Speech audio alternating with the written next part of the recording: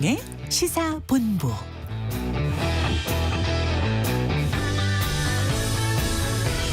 여러분 안녕하십니까? 정관용입니다. 조선시대 사관에게는 어떠한 권력에도 굴하지 않고 사실을 있는 그대로 기록하는 직필의 권한이 보장됐죠. 비록 왕이라 할지라도 실록을 함부로 열어볼 수 없었는데요. 그렇게 쓰여진 조선왕조실록, 임진왜란 등의 참화 속에서 이 기록을 지키기 위한 필사적인 노력으로 의궤와 족보 등 이 중요한 기록물이 깊은 산속 오대산에 보관됐었죠. 하지만 안타깝게 일본에 반출되는 고초를 겪었었는데 드디어 바로 어제 110년 만에 고향으로 돌아왔다는 반가운 소식이 들렸습니다. 귀중한 우리 역사를 기록하고 지켜온 선조들의 노력에 감사한 마음을 가지면서 정관용의 시사본부 토요일 순서 시작하죠. 먼저 고속도로 상황 전해드립니다. 도로공사의 이주윤 씨. 네, 지금 이 시간 오늘 하루 중에서 고속도로 이용이 가장 어려운 시간대입니다. 주로 지방 방향으로 이동하는 차들이 많은데요. 1번 경부선 부산 쪽으로 죽전과 수원신갈, 오산과 남사 사이로 밀렸다가 충청권에 진입한 후로는 망양 휴게소부터 옥산 휴게소까지 무려 36km나 한 번에 막힙니다. 중부선 이용하시더라도 중부 2터널과 경기 광주 분기점 사이로 밀리고요. 마장과 호법 일대에서도 주춤합니다. 충청 지역에 진입해서는 오창부터 남이 분기점 지날 때까지 쭉 속도 내기가 힘겹습니다.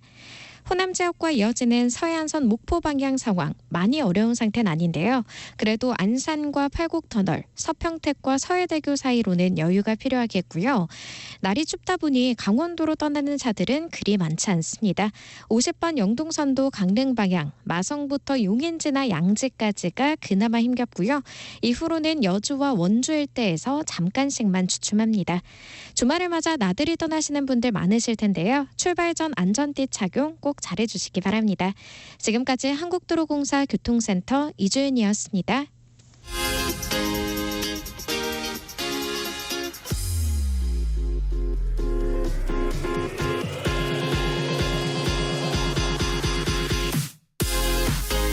대한민국 시사의 중심 토요일 일요일 낮 12시 10분 KBS 1라디오 정관용의 시사본부.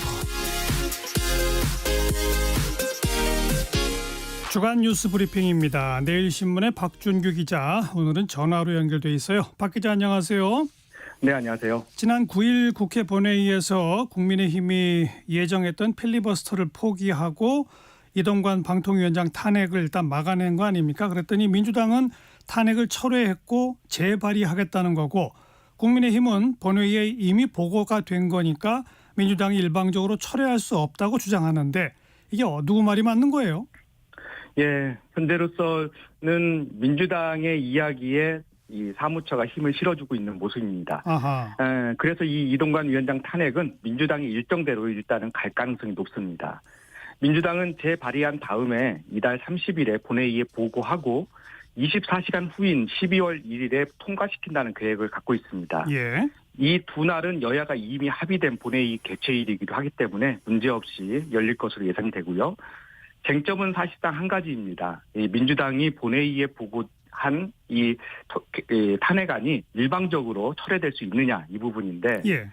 국회법에서는 의제된 안건은 본회의 동의를 거쳐야 철회할 수 있다, 이렇게 규정하고 있습니다. 여기서 의제라는 것은 그 내용에 대해서 토론이나 심의에 들어갔다, 이런 얘기입니다. 그런데 이 부분에 대해서 국회 사무처는 이번 탄핵안은 토론이나 심의가 없었기 때문에 의제되지 않았다고 판단하고 있습니다. 예. 민주당이 철회할 수 있다, 이런 얘기로 이제 해석이 되고요. 비슷한 사례도 있었습니다. 이 탄핵 소추안과 이 거의 흡사하게 의사결정이나 이 과정을 거치게 되는 해임 건의안을 보면 이 민자당 그 황낙주 의장 시절인 1994년 국방부 장관 해임 건의안이 제출된 다음 본회의에 보고되자마자 그날 바로 철회되기도 했기 때문에 예. 이런 사례들을 갖고 이 사무처가 주장하고 있는 겁니다. 또 여당에서는 일사부재의 원칙에 어긋난다, 이런 주장도 펴지 않나요? 예, 일사부재의는 한 회기 내에서 부결된 안건을 다시 올릴 수 없다, 이런 규정인데요. 이 앞에서 설명드린 철회가 가능하냐 여부와 연동돼 있는 얘기입니다. 이 철회가 안 되면 본회의 보고 후 72시간이 지나면 폐기해야 하는데 국회법에서는 폐기는 곧 부결로 보고 있습니다. 다시 말씀드리면 폐기가 안 되면, 즉 폐기되면 철회가 안 되면, 즉 폐기되면 이 일사부재의 원칙에 따라서 12월 8일까지로 규정된 이번 회기 내에서는 이동관 위원장 탄핵안을 낼 수 없게 되는 겁니다. 예. 반대로 철회가 가능하다면 재발의 역시 가능하다는 얘기가 되는 거고요. 현재 국회 사무처는 철회가 가능하고 재발의도 가능하다는 의견을 내놓고 있습니다. 네. 이번 주에 최민희 전 의원 방통위 상임위원 후보를 사퇴했잖아요. 만약에 민주당이 이동관 방통위원장 탄핵 재발의를 밀어붙여서 통과시키면 그럼 이제 방통위원은 5명 가운데 딱 1명만 남는 그런 셈이죠? 예, 그렇습니다. 탄핵안이 국회를 넘어서면 곧바로 이 방통위원장은 직무 정지가 되는 거고요. 그러면 현재 5명 중 2명으로 운영되던 방통위에 1명만 남게 되는 거고 사실상 의사결정이 모두 멈춰서는 무력화 단계에 들어가게 되는 겁니다. 이 부분은 민주당이 노리고 있었던 수 중에 하나라고 해석할 수 있고요. 예. 비어있는 방통위원 자리가 그렇게 되면 3자리가 되는데 곧바로 이 3자리를 다 채우는 과정이 진행될 수도 있습니다. 3명이 채워져서 4명으로 이제 방통위가 운영이 되면 여야가 2대2로 구성되기 때문에 최소한 그 탄핵소추안이 헌재에서 판결될 때까지는 4인 위원회 체제로 운영될 수가 있습니다. 예. 이렇게 되면은 2대2이기 때문에 일방적인 독주는 어렵다고 볼 수 있습니다. 또 다른 관심이 쌍특검인데 이것도 지난달 24일에 이미 본회의에 올라와 있잖아요. 이건 언제 처리됩니까? 예, 현재는 언제든 처리할 수 있다는 거고요. 국회의장이 상정하면 언제든 표결을 붙여서 민주당이 통과시킬 수 있는 사안입니다. 이 두 특검은 그동안 민주당이 강행 통과시켰던 법안들과는 다소 성격이 좀 다릅니다. 바로 대통령 부부를 겨냥한 것이라는 점 때문인데요. 예. 하나가 대장동 특검이고 다른 하나가 김건희 여사 주가 조작 의혹 특검입니다. 이 대장동 특검은 이재명 민주당 대표와 관련된 부분도 많이 들어가 있지만 검찰 인사가 다수 들어가 있는 50억 클럽과 함께 윤석열 대통령과 연관되어 있는 푸른저축은행 부실 수사, 그리고 김만배 씨 누나가 이 대통령 부친의 집을 사준 경위, 이 부분도 이제 특검 대상에 포함될 수 있습니다. 그렇죠. 김진표 의장이 어제 민주당 의원들과 만났는데 이 자리에서 이 역할을 해야 할 상황이 되면 언제든 할 생각이다, 이렇게 말을 했다고 합니다. 민주당 출신 의장으로 후반기 국회 마무리되는 상황에서 역할을 하겠다, 이런 의미로 해석이 되고요. 본회의에 올라온 지 60일이 지나면 자동 상정되게 돼 있는데 이 계산대로라면 12월 24일 이후에 열리는 첫 회의에서 이 쌍특검은 무조건 처리될 수 있다고 보여집니다. 네. 민주당이 이달 23일에라도 처리해야 된다, 이런 얘기도 있지만 무리해서 처리할지보다는 적절한 타이밍을 좀 볼 것으로 예상이 됩니다. 네. 그리고 민주당은 노란봉투법, 방송관련법 이렇게 4개 법안 강행 통과시켰는데 윤 대통령 거부권 행사가 불을 보듯 뻔한데도 왜 통과시켰을까요? 예, 첫 번째는 입법 성과를 지지층에게 보여주기 위한 건데요. 민주당 의원들은 이 지지층으로부터 항상 왜 170석, 180석까지 몰아줬는데 하는 게 없느냐, 이런 비판을 받았기 때문에 성과를 좀 보여줘야 한다는 부담을 갖고 있었기 때문에 이번에 강행 처리한 하나의 이유가 될 수 있고요. 예. 같은 맥락으로 이 지지층 결집을 좀 끌어내는 효과가 있습니다. 이미 강행 처리됐던 양국관리법으로는 농민과 농민 조직, 간호법으로는 간호사들과 간호협회 조직을, 그리고 이번에는 방송법과 노란봉투법으로 언론과 노동자의 지지를 잡으려고 하는 거고요. 예. 세 번째는 대통령의 불통, 일방통행 이미지를 누적시키려는 의도도 있다고 할 수 있습니다. 그런데 내부 비판도 좀 있습니다. 이 거부권을 계속 행사하다 보면 이게 그냥 폐기가 되는데 이 여당의 입장을 조금 수용해서라도 좀 나은 그런 법안을 통과시킨 게 낫지 않느냐, 이런 좀 실용적인 주장도 나오고 있고요. 두 번째는 입법 강행에 대한 피로감도 좀 지적하는 목소리가 있습니다. 또 민주당도 윤 대통령과 같이 이 의회 불통이다, 이런 이미지가 역으로 작용할 수 있다, 이런 부담도 갖고 있습니다. 예. 다음 이제 신당 얘기인데 이준석 전 대표 등의 보수 진영 신당 만들어지는 겁니까? 예, 좀 두고 봐야 될 것 같다, 이런 진단들이 나오는데 김종인, 유승민, 이준석, 양양자, 금태섭 등의 조합이 나오는데요. 아직 변수들이 좀 많이 있습니다. 이 양양자 의원에는 아직 현역들이 한 명도 갈고 있지 않다는 점을 좀 눈여겨봐야 되고요. 금태섭 신당은 사실상 접은 게 아니냐는 얘기가 나올 정도로 진도가 나가지 못하고 있는 점이 좀 있습니다. 유승민 전 대표는 민주당의 이낙연 전 대표와 같이 다소 지지층으로부터 멀어져 있다 이런 지적들이 있는데 이런 것들을 고려하면 보수 진영 신당 창당의 최대 관심은 이준석 전 대표의 행보라고 할 수 있습니다. 그렇죠. 신당에서 중요한 것은 대표 주자와 그 지지 기반인데 이 전 대표가 이 깃발을 들고 영남을 기반으로 도전을 해보겠다 이런 포부를 밝힌 상황입니다. 이 충청을 기반으로 한 이 자민련처럼 영남을 기반으로 한 신당을 구상한다는 수준까지 언급되는 것을 보면 상당히 신당 창당에 근접해 있다 이렇게 보이지만 결단 시기를 12월로 잡아놓고 있기 때문에 앞으로 2달 가까이 국민의힘의 변화를 좀 보겠다 이런 의지도 내비치는 것으로 해석이 됩니다. 그래서 인요한 혁신위원장의 인적 쇄신 요구를 신윤계에서 어떻게 수용할 것인지 이런 것들이 변수가 될 것으로 보이는데 혁신이 제대로 이루어지지 않게 되면 이러한 신당의 명분으로 작용할 가능성도 있어 보이고요. 그다음에 좀 눈여겨봐야 될 것이 이준석 전 대표 입장에서 가장 중요하게 보는 것이 이번 다음 국회에서 국회로 들어가는 건데 예. 신당인지 잔류인지 어떻게 하는 게 더 이 국회 입성에 유리할지 이 부분도 따져볼 것으로 예상이 됩니다. 네. 벌써 방송국에 지금 도착했어요. 이준석 전 대표 잠시 후에 우리 인터뷰가 예정돼 있으니까 자세히 한번 이야기 들어보겠고 민주당의 비명계가 또 새로운 모임을 만든다고요? 예, 그렇습니다. 대표적인 비명계 의원들이 별도로 모임을 만들고 움직이려고 합니다. 이름은 가칭, 원칙과 상식입니다. 이 비명계 모임은 지난 2월 민주당의 길이라는 이름으로 만들어지기도 했는데요. 당시에 홍영표 의원 등 이 친문계 그리고 정세균계, 이낙연계 등이 모여서 당시에도 이제 민주당의 정체성이나 비전 등을 놓고 토론을 하면서 이재명 대표 체제에 대한 비판을 많이 했습니다. 이원욱 의원과 아침에 통화를 해보니까 민주당의 길은 참여자가 제한 없이 들어와서 이야기할 수 있는 토론 모임이었다면 이번에는 공동으로 행동까지 할 수 있는 모임이다 이렇게 설명을 했습니다. 이 언급되고 있는 이원욱, 김종민, 조응천, 이상민 의원 등이 공동의 이름으로 이재명 대표나 민주당에 공개적으로 무엇인가를 요구할 수 있다 이런 얘기입니다. 과거 민주당의 길도 논의되는 내용이 상당한 파장과 화두가 됐었는데 이재명 체제로 움직이는 민주당의 이 비명계 모임과 공동선언 역시 아주 큰 파장이 일 것으로 보여집니다.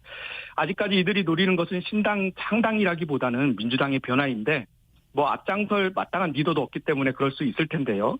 하지만 어느 정도 무르익게 되면 신당으로 갈 가능성도 열어놓고 있는 상황입니다. 네, 여기까지 할까요? 내일신문의 박준규 기자 고맙습니다. 네, 고맙습니다. 정관용의 시사본부 듣고 계시고 12시 23분입니다. 기상청 교통정보센터 차례로 연결하죠. 먼저 기상청 박다효 씨.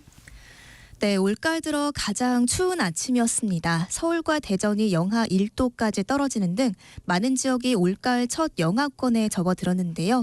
오늘 낮 기온도 어제보다 낮겠습니다. 서울이 6도, 대전 8도, 광주 9도, 강릉 12도, 부산 16도 안팎에 바람이 불어 체감상 더 쌀쌀하겠습니다. 내일 아침도 서울이 영하 3도, 대전 영하 2도, 강릉, 전주, 대구가 영상 1도까지 떨어지겠고 주 초반까지 이렇게 추운 날씨가 이어질 전망입니다.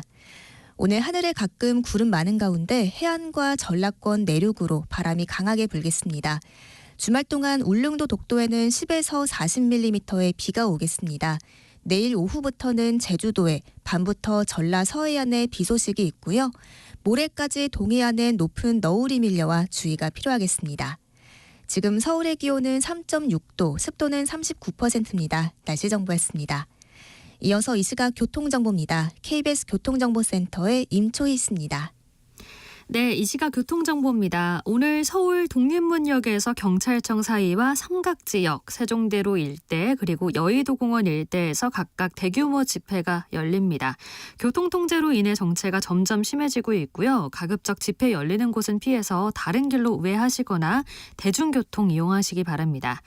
고속도로는 지금 지방 방향으로 정체가 거의 절정입니다. 충청권과 이어지는 길, 특히 정체 구간이 긴데요. 경부고속도로 부산 방향 잠원에서 서초, 또 죽전에서 수원까지 밀리고요. 오산에서 남사, 또 안성휴게소 일대 각각 정체입니다. 망향휴게소에서 옥산 휴게소 쪽으로는 36km 구간 정체 이어졌고요. 이후에는 비룡분기점 앞두고 제속도 못 냅니다.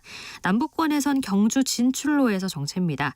논산 천안고속도로 논산 방향은 남천안에서 차량터널까지 10km 구간 막히고요. 서해안고속도로 목포 쪽은 안산에서 팔곡터널, 그리고 서평택에서 서해대교까지는 12km 구간 막힙니다. KBS 교통정보센터에서 임초희였습니다.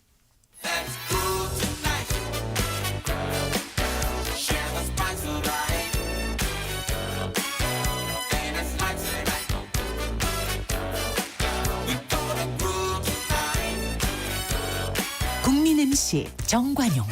KBS 1라디오 정관용의 시사본부. 들어보면 달라요. 화제의 인물을 만나보는 핫 이슈 핫피플 시간. 오늘은 그야말로 핫피플이네요. 이준석 전 국민의힘 대표 스튜디오에 직접 나오셨습니다. 어서 오십시오. 네, 안녕하세요. 네, 많이 바쁘시죠 요즘? 뭐 오랜만에 연락하는 분도 있고요. 또 오랜만에 연락 받는 분도 있고, 그래가지고 사람과의 대화를 많이 하고 있습니다. 신당 얘기하니까 오랜만에 연락이 더 많이 오는 거예요? 아무래도 그렇겠죠. 지금까지 정치에 있어가지고 좀 소외되셨던 분들이라든지 아니면 좋은 아이디어가 있으신 분들이 연락을 많이 주고 있습니다. 신당 같이 하자. 그런 맥락이겠죠. 그렇죠. 예, 예. 전국에 몇만 명쯤 됩니까? 그렇게 세어보진 않았습니다만은 적어도 지난번에 천하용인 팀이 전당대회 나가가지고 당원의 한 15%에 18% 정도 사이의 표를 얻었다면은 당원만 해도 최소 저희와 뜻을 같이 하는 사람이 10만 명 넘는다는 거 아니겠습니까? 그렇기 때문에 저는 상당한 기대가 있다 봅니다. 네. 예. 12월 며칠 날짜까지 못 박으셨죠? 제가 뭐 날짜를 정한 건 아니고요. 저에게 개인적으로 의미 있는 날짜가 이제 12월 27일이다 보니까. 어떤 날이죠? 제가 박근혜 대통령이 정치에 불러줘서 정치를 하게 된 게 12월 27일이 비상대책위원회 2011년 12월 27일이 첫 회의였습니다. 그런데 벌써 띠가 한 바퀴 돌았네요. 12년 지났네요. 예.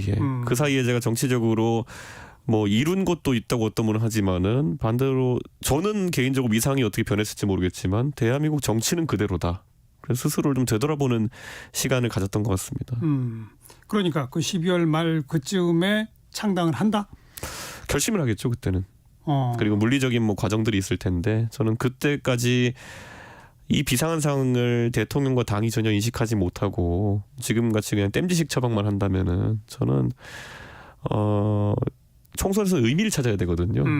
제가 어디 나가서 당선되고 말고 또 이런 것보다는 더 큰 의미를 찾아야겠다는 생각을 합니다. 그러니까 12월 27일 12월 말까지면 지금부터도 이제 한 달 좀 더 남아 있는 상태인데 네. 그때까지는 국민의힘이 변하면 그래도 가능성이 있다는 거예요? 이렇게 말씀드릴 수 있을 것 같아요. 만약 대통령께서 속된 말로 모든 걸 내려놓고 허심탄회하게 국민과 대화를 하신다면요. 신당 창당이 동력이 없습니다. 네, 대통령이 바뀌시겠다는데 대통령 우리나라에 신뢰받는 스피커이고 대통령이 바뀌겠다는데 이준석이 바꾸겠다는 거에 국민이 관심이나 갖겠습니까? 네. 그러니까 저는 그 변수는 있다고 생각합니다. 그러니까 대통령이 바뀌면 신당 창당할 동력도 없고 네.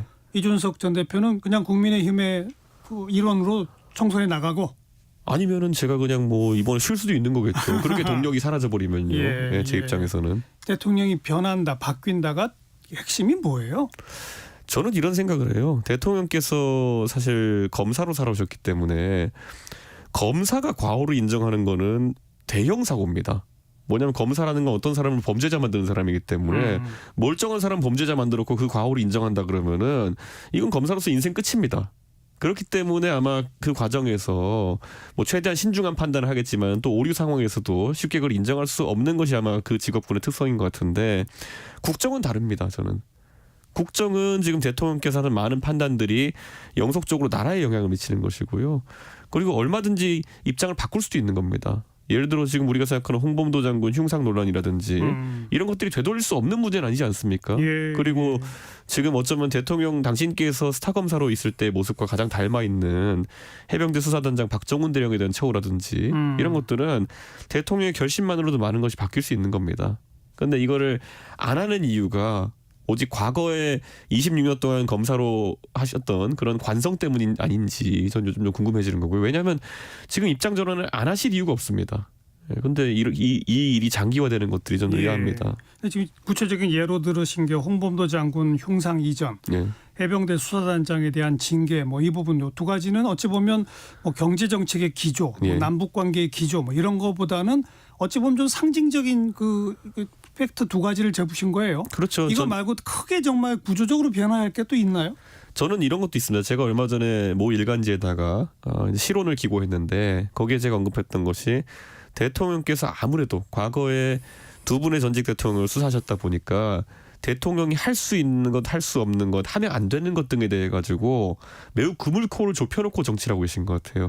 그러다 보니까 정무적인 대화로 풀 수 있는 것들도 대화가 단절되는 상황이 생기고 그러면 그 안에 소위 저는 간신배라고 지칭합니다마는 이런 사람들이 껴가지고 대통령 듣기 좋은 얘기하고 사실 저는 당대표 지내면서 대통령과의 사이에서 저와 대통령 간에 직접적으로 언쟁을 하거나 논쟁을 한 적이 한 번도 없습니다. 그런데 나중에 전해 듣는 말로 보면 대통령이 제가 한 행동에 대해 가지고 굉장히 불같이 노했다 뭐 이런 말을 전해 듣고 예를 들어 혁신위를 만들었다. 거기에 대해서 대통령이 굉장히 화내셨다는 겁니다. 그럼 정당이 혁신위를 만드는 일에 왜 대통령이 화를 내시지? 그럼 중간에 누가 뭘 어떻게 전달한 거지? 이런 생각이 드는 거거든요. 그러니까 저는 이런 것들이 참 안타깝습니다. 대통령께서 물론 정치를 오래 경험하지 않으셨기 때문에 국민들은 신선한 기대가 있었던 것이고 그래서 당선되신 거지만은 지금은 왠지 정무적인 기능이 너무 통장 안 하고 있다. 그런 생각을 합니다. 그러니까 야당과의 대화를 차치하고 여당 내에서의 대화조차 없다. 정무적 대화가. 역설적으로 지금 그래서 대통령께서 당선되신 다음에 결국 뭐 이재명 대표에 대한 수사 같은 것들도 국민의 주목받았지만은 대통령이 정무적으로 하신 일은요. 이준석 쳐내기, 유승민 쳐내기, 안철수 쳐내기, 급기야 나경원 쳐내기, 그다음에 홍준표 쳐내기 이거밖에 없어요. 이 안에 보면 얼마나 지금 와서 생각해보면 황당한 상황이었습니까? 물론 대통령을 사랑하는 보수의 핵심 지지층 같은 경우에는 그래도 대통령이 우선이다라는 생각에 그 시점들에는 다들 그 행보에 대해 지지했을지 모르지만 지금 와서 보면요. 저는 선거 2번 이기고 저를 쫓아내려고 했던 것이고 거기에 더해서 뭐 나경원 의원 같은 경우에는요. 저출산위원회 부위원장 맡겨놓고 나경원 의원이 저출산 대책 얘기하니까 잘랐어요.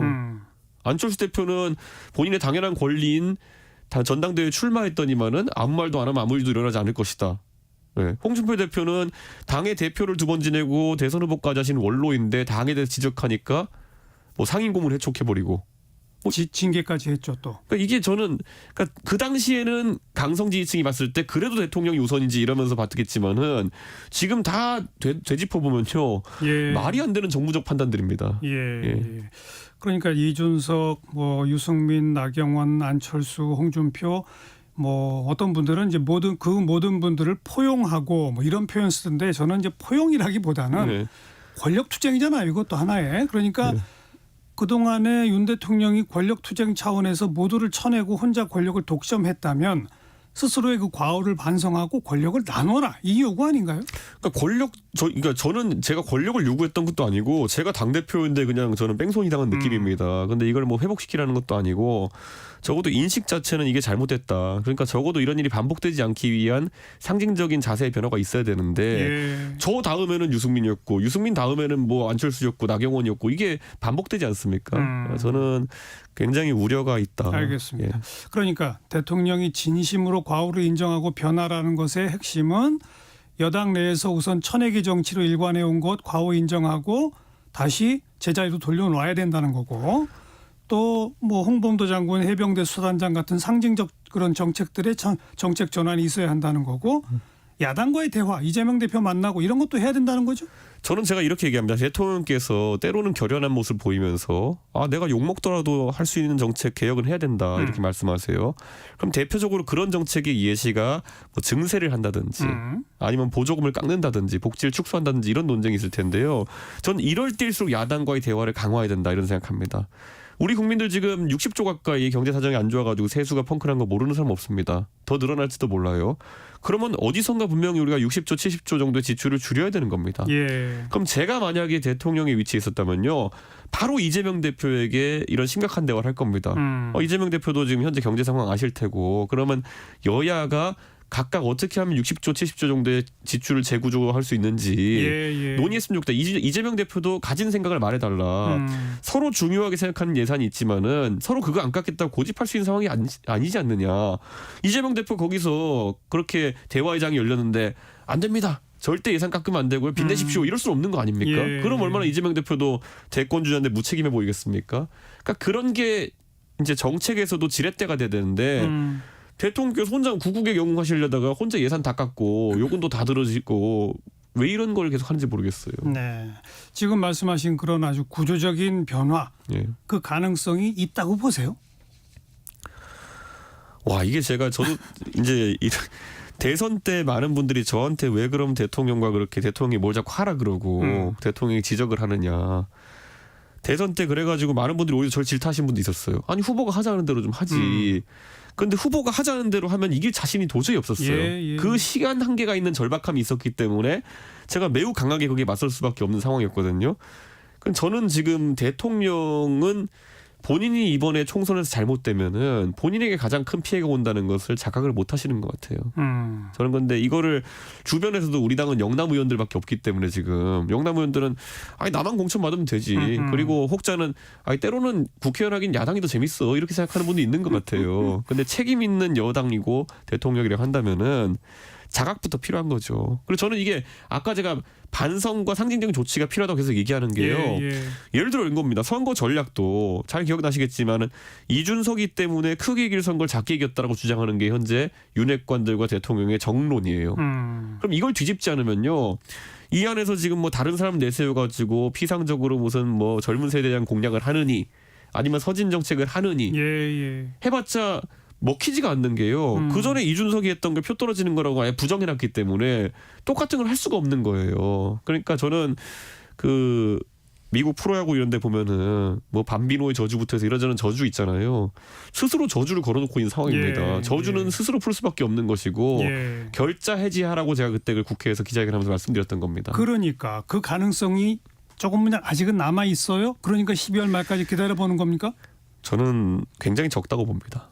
그렇기 때문에 저같이 거의 불가능할 거다 믿는 사람도 대통령이 만약 제가 기대하는 것 이상으로 만약에 변화를 획책하시면은 그건 관심 가질 수 있습니다. 저뿐만 아니라 국민들이. 그런데 지금 다시 말씀드리지만은 가능성은 매우 적다.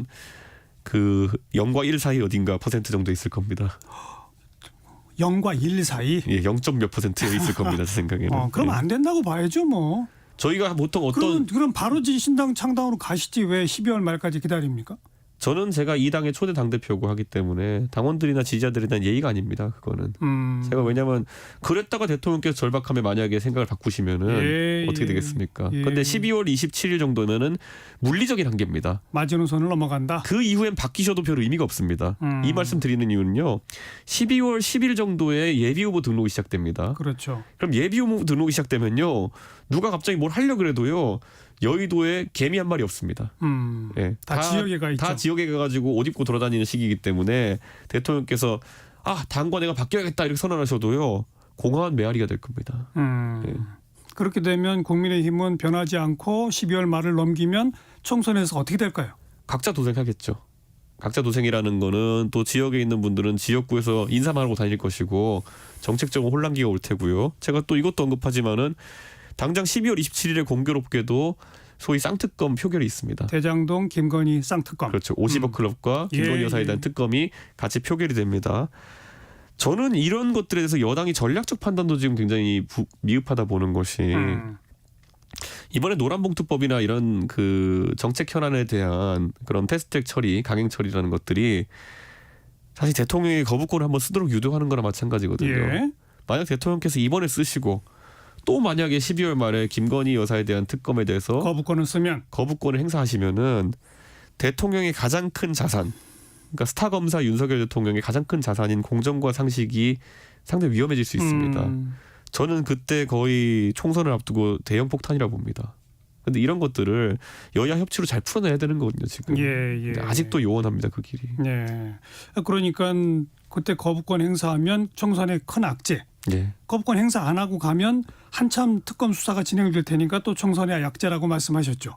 왜냐하면 그 2개월 정도 보통 특검 준비 기간을 갖고 그럼 2월 중순쯤에 이제 특검이 활동하게 될 텐데 그러면 이제 3월 내내 이제 누구 압수수색하고 소환하는 것만 기사할 겁니다. 이게 어떻게 여권의 선거를 앞두고 여당이 바라는 모습이겠습니까? 그렇게 되면 총선에서 국민의힘은 몇 석쯤 할까요? 그런 예측은 무의미합니다. 저는 제가 솔직히 지금 정권이 겪고 있는 위기라는 것이 저는 총선 이후에 올 위기라고 생각했는데 강서 보궐선거로 그 시계가 땡겨진 거 아니겠습니까? 저는 전혀 지금 예측이 불가능하다. 네. 국민의힘에서는 지금 이준석 전 대표와 같은 그런 그 판을 읽는 능력이라든지 전략적 구상이라든지 이런 걸 하는 사람이 이제 전혀 없어요? 이렇게 보시면 될 것 같아요. 김종인 이준석 체제에서 저희가 선거를 치를 때 해왔던 감과 지금 김기현 체제에서의 선거의 감이라는 것이 완전 다르거든요. 그러니까 저희는 무조건 확장주의적 정책입니다. 뭘 하더라도 최대한 많은 국민들의 의사를 포섭해가지고 그에 맞게 운동장에서 기준을 세워서 좌우로 정렬하는 건데 지금은 그게 아닌 게 보이지 않습니까? 지금 영남권 위주의 지도부로 저희가 돌아오면서 이질 분자를 색출해라가 오히려 당의 메시지가 됐던 것이죠. 전 최근에 모 일간지에서 사설로 저한테 이렇게 얘기했더라고요. 대통령에 대한 비판을 할 거면 나가서 얘기해라. 저는 그 일간지는 굉장히 명예롭지 못한 사설을 썼다 이런 생각을 하거든요. 그런데 그게 하다못해 보수 성향의 주요 일간지의 스탠스가 될 정도면은 보수 진영이 굉장히 지금 뭐라 해야 될까요? 다름을 용납하지 못하는 상황이다. 네, 그런 생각입니다. 네. 혹시 국민의힘 쪽에서 신당 만들지 말고 좀 우리랑 계속 같이 합시다. 뭐 선대위원장 자리 줄게요. 뭐 이런 제안들 안 옵니까?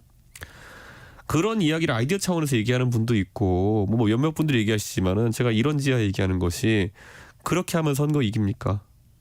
그러니까 지금 거꾸로 아까 말씀드린 것처럼 오히려 대통령께서 반성하시면은 이준석은 신당 등록도 없고 아무것도 없고 오히려 이준석이 정계 은퇴 위기에 내몰릴 수도 있다.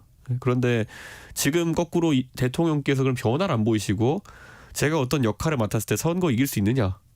불가능하다. 이준석 선대위원장을 받아들이는 게 대통령의 변화 아닌가요?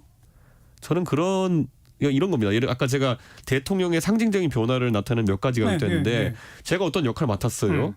그건 저에 대한 개인적인 대통령의 뭐랄까요? 미안함의 표현이겠죠.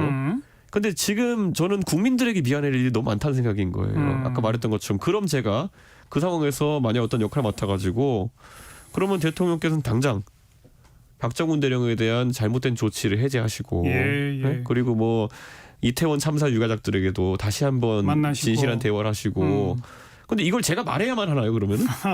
그걸 먼저 하신 게 낫지 않을까요? 그러니까 뭐 예를 들면 그 이준석 선대위원장 받아들일게 하면서 동시에 이준석 선대위원장이 요구해 왔던 거를 다 실천해 버리면 되긴 되는 거네요. 그럼 뒤집어 말하면 그렇게 하실 거면은 이준석 선대위원장 없어도 됩니다. 그러니까 이게 역설이라는 거죠. 그러네요. 네.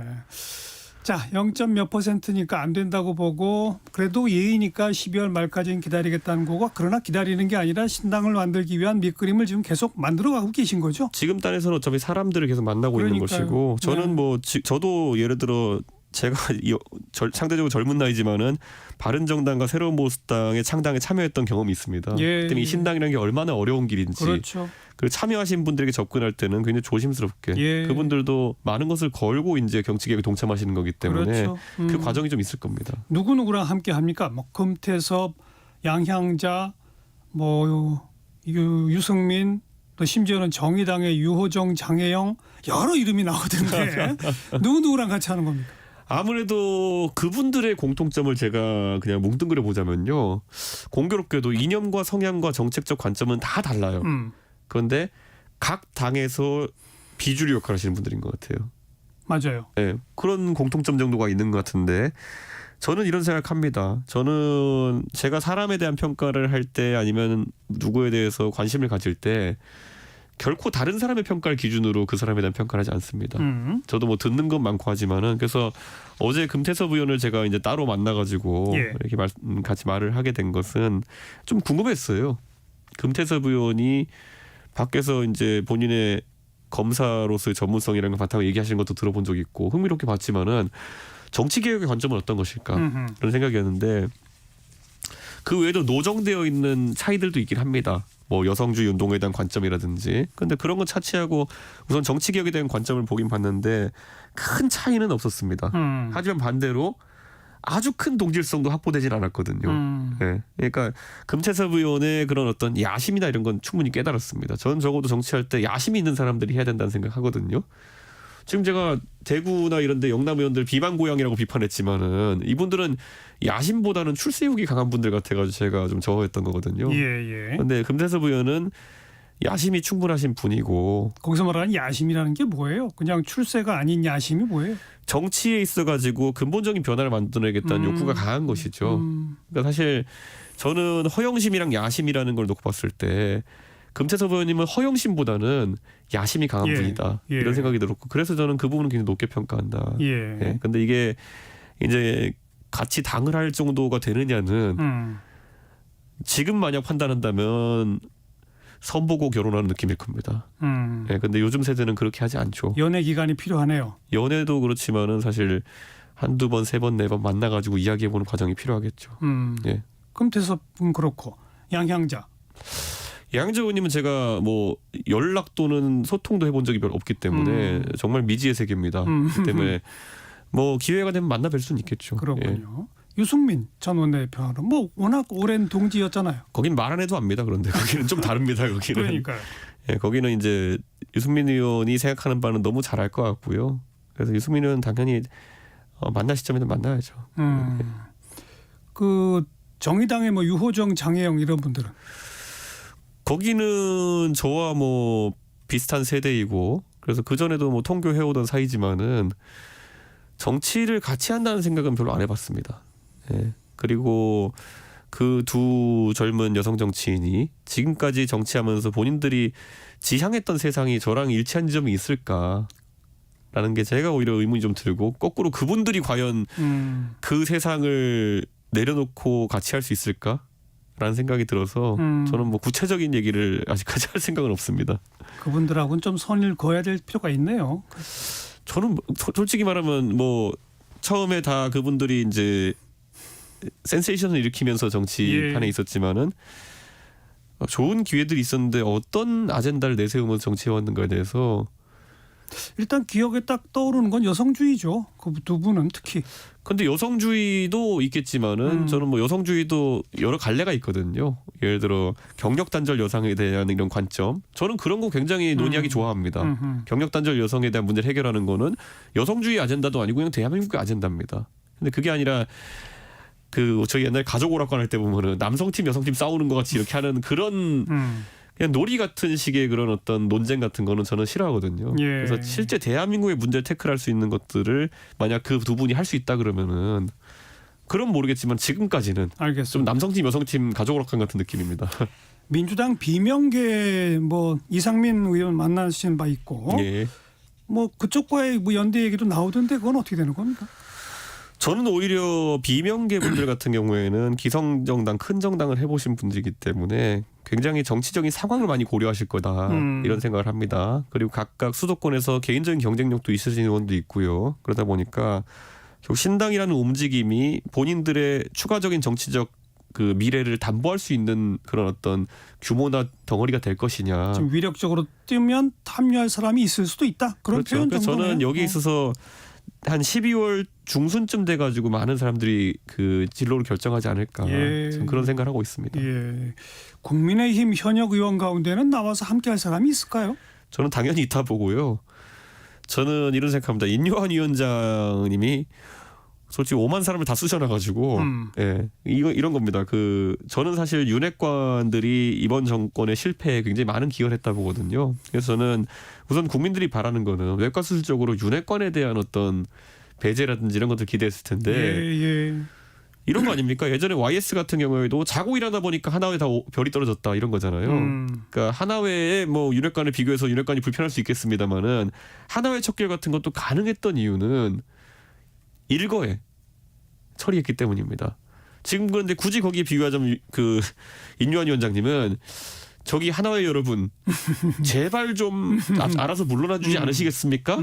이거를 지금 며칠째 하고 있는 거예요. 근데 이게 될 리가 있습니까? 근데 하나의 척결처럼 인요한 위원장이 한꺼번에 할 힘이 없죠.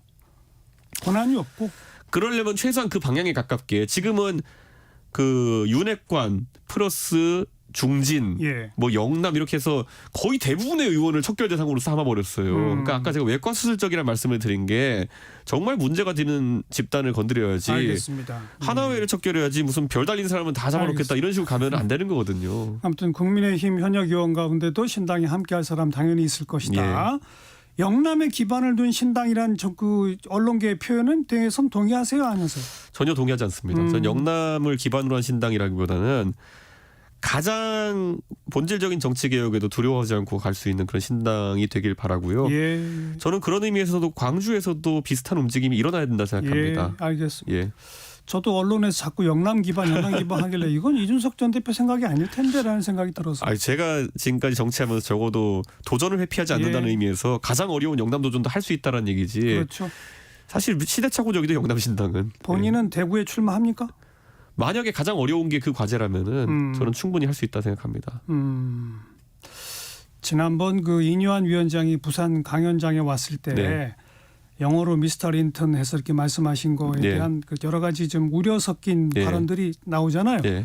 이 자리를 빌어서 저는 좀 공식적으로 이뇨한 위원장께 당시에 그 영어로 표현한 부분에 대해서는 사과하시는 것도 방법이라고 보는데 사과하실 의향 없으세요? 저는 이렇게 생각합니다. 인요한 위원장이랑 저희 관계에서 사과를 제가 할 생각은 별로 없습니다. 그렇게 말씀드리고요. 제가 인요한 위원장한테 했던 것이 인종차별적 행위라고 보는 관점에 대해 가지고는 저는 완강히 거부합니다. 그거는 전혀 그런 성립하는 그런 조건이 아니고요. 다만 인요한 위원장에게 소통하는 방식이 있어가지고 저는 인요한 위원장이 그 전에 기자들과 소통하는 것 아니면 여러 가지 소통을 보면서 아주 아다르고 어다른 민감한 정치적 대화에서 인요한 위원장의 정말 정치적 의도를 정확히 전달하는 게 중요하겠다 생각해서 원래 모어가 영어이신 인요한 위원장에게 그렇게 했던 거는 제 굉장히 전술적인 실패였다라고 제가 받아들일 수도 있겠고요. 뭐 다시 만나면 제가 그렇게 안 하겠습니다. 그것까지는 확실히 말씀드릴 수 있고요. 근데 이게 뭐 인종차별이다 이렇게 가는 것까지 가서는 저는 굉장히 위험한 이야기다. 예전에 제가 여성주의 운동에 대해 가지고 이런 우려가 있다라고 얘기했을 때 여성 혐오다 이래버리면 대화가 안 되는 거거든요. 전장현이 그런 시위하는 방식에 문제가 있다 지적했을 때 장애인 혐오냐 이러면 그게 대화가 더 이상 안 되는 것처럼 알겠습니다. 저는 이런 부분도 마찬가지라고 봅니다. 너무 센 말로 이런 것들을 덮으려고 하면 안 된다. 싸가지 담론 같은 것도요. 제가 그냥 웃자고 말씀드리면은 제가 기차에 발을 올렸습니까? 사람에게 삿대질을 했습니까? 제가 어디 이 새끼 저 새끼 했습니까? 이런 거 다 알고도 대통령 뽑으시잖아요. 근데 저는 굳이 도찐개찐 하려는 것이 아니라 싸가지 담론이 왜 매번 나온지 저도 반성할 부분이 있겠지만은 어떤 정치적 주장에 있어서 매번 이렇게 나오면 곤란합니다. 그런 지적을 하고 싶습니다. 알겠습니다. 자, 앞으로 어떤 정치적 행보, 어떤 신당의 모습이 꾸려질지 관심 갖고 지켜보도록 할게요. 오늘 나와주셔서 고맙습니다. 네, 감사합니다. 네, 이준석 전 대표 함께 만났습니다.